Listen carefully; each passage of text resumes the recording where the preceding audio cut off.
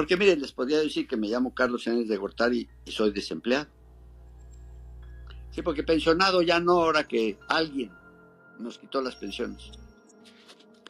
Me llamo Carlos Salinas y me dedico a la investigación y reflexión sobre temas históricos. Nadie ha solicitado su pensión y además no se la daríamos. Eso sí, pueden solicitar su pensión del bienestar, porque bueno, pero es para quien vive en México, todavía no la hacemos extensiva, así que no podrían solicitarla a menos que regresaran a vivir. ¿Por qué razón nos encontramos ante una escena tan insólita?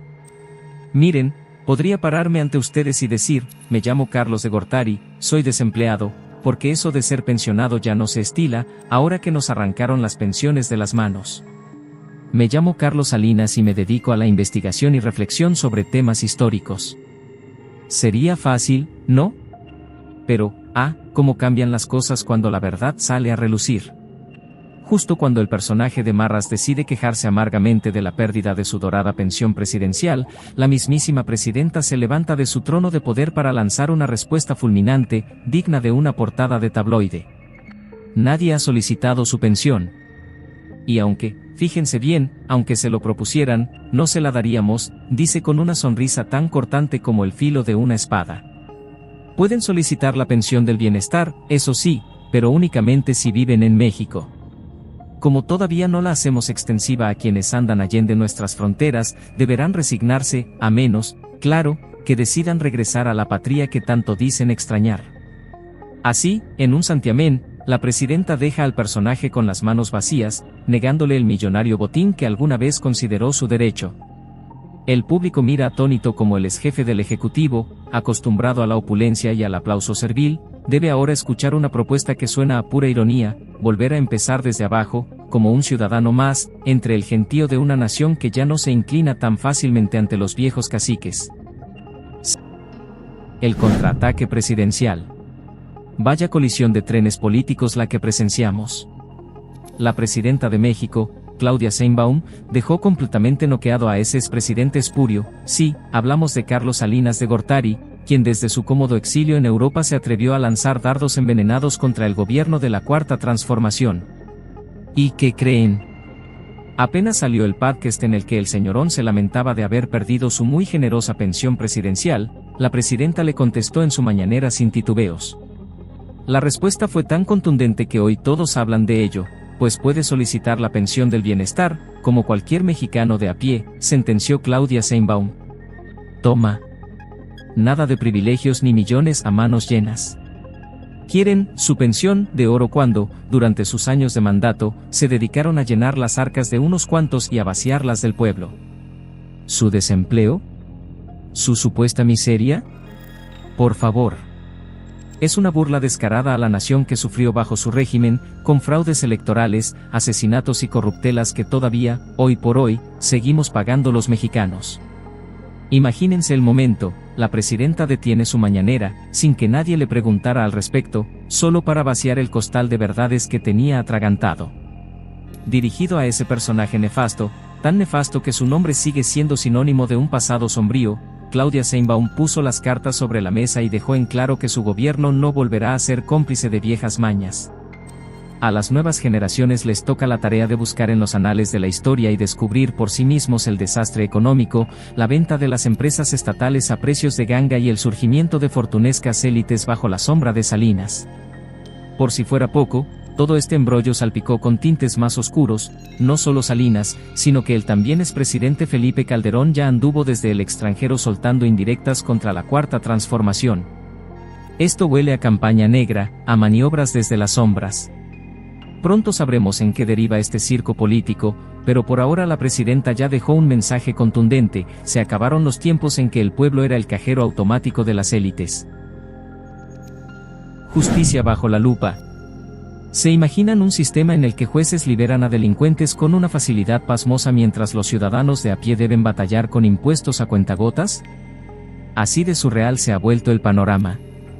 Resulta que, mientras algunos magistrados le ponen alfombra roja a criminales y retuercen las leyes hasta el cansancio, la presidenta hace un llamado desesperado a la coordinación institucional. Ojo. No se trata de un capricho. Si el Poder Judicial no cumple con su parte, ¿quién demonios firma las órdenes de aprehensión? Son los propios jueces, estatales, federales, de la Ciudad de México, quienes, con sus decisiones, pueden torcer el brazo de la justicia y alargar procesos hasta la eternidad, ya sea por temas de impuestos o de extradiciones. ¿Extraño? Más bien indignante. Pero la cosa se pone más jugosa, la oposición sigue moviendo piezas, intentando sembrar dudas. Ayer, por ejemplo, alguien preguntó por aquel personaje que se hace pasar por desempleado. ¿Recuerdan el entramado que señaló Andrés Manuel López Obrador sobre Aguilar Camín, Salinas de Gortari y esa revista, Nexos? Exacto. Pues ahora, en un podcast vinculado a esa publicación, aparece el supuesto desempleado, hablando de análisis tras 20 años del primer tratado. ¿Fingir penurias mientras se viaja en jets privados, o no, y se menean los hilos desde lejos? Dicen que no lo sé, pero, sinceramente, ¿cuándo han visto a estos personajes subirse a un avión comercial para codearse con el pueblo? No se necesita mucha investigación para atar cabos. Los reporteros tienen la mesa servida. ¿Dónde sale este podcast? ¿Con qué intenciones? ¿Y quién demonios paga la cuenta? Mientras tanto, la oposición canta la misma canción. La presidenta no tiene mano dura, la presidenta no es autoritaria. Pues es que el autoritarismo no va con la cuarta transformación. Desde el inicio, ha sido una lucha por la democracia, un tomar y dar cuentas a la gente. La presidenta recuerda cómo el pueblo de México le pagó su educación fuera del país, entre 1990 y 1994, en el norte de California. Por eso, su obligación moral es devolvérselo al pueblo, no prestarse a maniobras sucias. Aquí no hay espacio para el espectáculo de siempre, ni para las sospechosas amistades que viven de apapachos y cartas entre las élites de antaño. Así que, señoras y señores, vayan preparándose, porque esta trama política, con jueces que sueltan malhechores, desempleados, viajando quién sabe cómo, y viejas amistades repintando el libreto, apenas empieza. Es el momento de abrir los ojos y preguntarse quién está detrás de los micrófonos, las plumas y las sentencias. Aquí la historia no ha terminado, apenas está comenzando. Encuesta. ¿Qué opinas sobre la reaparición de expresidentes en el debate público? A. Es una estrategia calculada para frenar las transformaciones actuales. B. Solo buscan desviar la atención de otros problemas. C. Intentan recuperar su influencia y sus antiguos privilegios. D. No tienen relevancia, el pueblo ya no les cree. Déjanos tu respuesta en los comentarios, entonces no dejes de suscribirte y activa la campana de notificaciones. Continuemos. Reescribiendo el guión del poder. ¿Cómo explicarse que mientras los expresidentes neoliberales, Peña Nieto, Felipe Calderón, Vicente Fox, a quien han bautizado Fog, entre burlas políticas, y el mismísimo Carlos Salinas de Gortari, se sirvieron con la cuchara grande tras estudiar en el extranjero a costa del bolsillo del pueblo, la presidenta actual insiste en devolver cada grano de arena que México le ofreció? La respuesta está en el corazón mismo de la cuarta transformación. Si antes los poderosos se iban a Harvard, Yale o Stanford para luego volver a apuñalar a su propia gente, hoy se pretende cambiar el guión. La presidenta, con la mano en el pecho, jura que a ella le educó el pueblo, y al pueblo quiere servir. Vaya contraste con la estirpe espuria de Salinas y compañía. Ese es el punto clave. Mientras los anteriores mandatarios exprimían a la nación sin miramientos, hoy se habla de universidades públicas para todos, de educación gratuita, humanista y científica. Este gobierno ve hacia abajo, hacia la base social, hacia las calles donde late el verdadero México, no hacia las torres de marfil donde se repartían las riquezas a su antojo. Y la historia personal de la presidenta no se queda atrás. Vivió 4 años fuera de México, dedicada a la academia, sí, pero nunca dejó de aportar su granito de arena para la transformación de su tierra. Durante su estancia en el extranjero, se unió a compatriotas que exigían el derecho al voto para los mexicanos fuera del país. Organizaron piquetes frente a los consulados, moviéndose sin parar para evitar las restricciones policiales. Así era la lucha. Una lucha que contrasta brutalmente con el cinismo de quienes, con títulos internacionales y carteras infladas, regresaban al poder para seguir estrujando el país. Aquí no hay disfraces, es un nuevo libreto en el que el pueblo no solo paga, sino que también cobra lo que invierte en sus líderes. La protesta silenciosa. ¿Se imaginan el cinismo de presentarse en una afamada universidad estadounidense mientras se discuten los destinos económicos de un país, cuando llegaste al poder gracias a un fraude electoral? Así fue el espectáculo que dio Carlos Salinas de Gortari al visitar Stanford, justo durante la conmemoración del centenario de esa prestigiosa institución. En aquel entonces, el TLC se disputaba con uñas y dientes, y nosotros, sí, un puñado de mexicanos y mexicanas, desde estudiantes hasta peones de campo y obreros fabriles, nos organizamos tanto allá como en México, convencidos de que si iba a haber un tratado, debía ser justo, con salarios dignos y condiciones equitativas para la clase trabajadora. Al presentarse el llamado presidente Salinas, a quien ni de lejos puedo comparar con Fox, pues por más que difiera con él, al menos ganó en las urnas, decidimos no gritar, no hacer escándalos. Nuestra protesta fue silenciosa, pero contundente, alzamos carteles con mensajes claros, como el que sostuve durante todo el evento, rezando democracia ya, tratado justo. Imaginen la escena. Al día siguiente, la prensa universitaria no pudo ignorar la fotografía de nuestro reclamo pacífico. ¿Por qué era tan importante manifestarnos? Porque bajo el periodo de Salinas, marcado por la fiebre privatizadora, centenares de empresas públicas fueron vendidas al mejor postor. Una danza de oscuras transacciones disfrazadas de modernización, que según ellos nos sacaría de las crisis pasadas. ¿El resultado?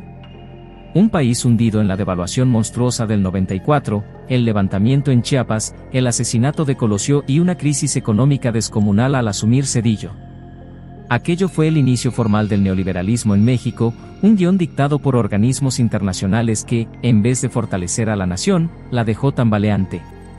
Y como si fuera poco, con Zedillo llegó el rescate bancario vía Fobaproa, hoy IPAB, un salvavidas dorado para las élites financieras, pero ni una balsa para los auténticos deudores, esos que sangraron en silencio. En aquella época se contaron cientos de muertos de la oposición, víctimas que pagaron con su vida el precio de un régimen oscuro. Así era la cruel realidad de un país manoseado por manos invisibles y no tan invisibles, mientras los poderosos se paseaban entre auditorios prestigiosos y discursos huecos. Ni más ni menos. El retorno del fantasma neoliberal. ¿Acaso alguien creyó que la silueta política de Carlos Salinas de Gortari, otrora omnipresente y hoy supuestamente relegada a las sombras, no volvería a rondar las conversaciones nacionales? Para quien no vivió su sexenio, esa etapa teñida de fraudes, privatizaciones sospechosas y pactos oscuros, vale la pena mirar el pasado de frente. Recordar a Salinas no es un ejercicio de nostalgia, es, más bien, un esfuerzo por entender el presente. ¿Qué lo trae de regreso, ahora que su nombre vuelve a sonar en las ondas digitales de un podcast asociado con la revista Nexos? ¿Qué se pretende al refrescar la memoria sobre aquellas políticas que consolidaron el neoliberalismo y, de paso, ahondaron la brecha entre ricos y pobres?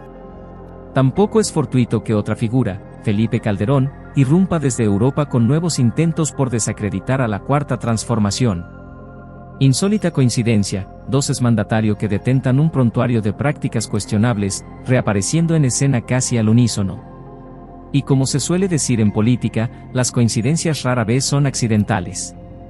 Es probable que estemos ante una estrategia orquestada, un replanteamiento de las viejas artimañas, ahora en formatos más modernos pero con el mismo tufo de antaño. Se trata, en pocas palabras, de dar el primer paso para minar la credibilidad y la autoridad moral del actual proyecto de gobierno. ¿Con qué fin? Presumiblemente, para abonar el terreno a una contrarrevolución mediática que revalide el orden previo, ese que privilegiaba el enriquecimiento de unos cuantos y el silencio de las mayorías.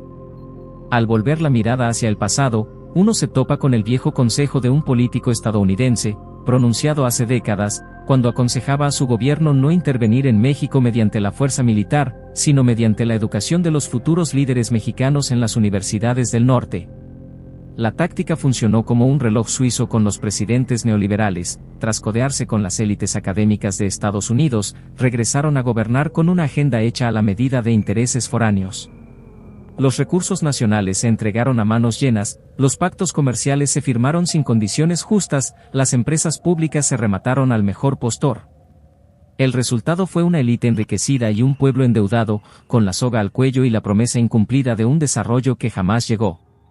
Sin embargo, la ecuación se alteró con la llegada de Andrés Manuel López Obrador, quien no se formó en las aulas extranjeras ni siguió el libreto dictado por los think tanks occidentales.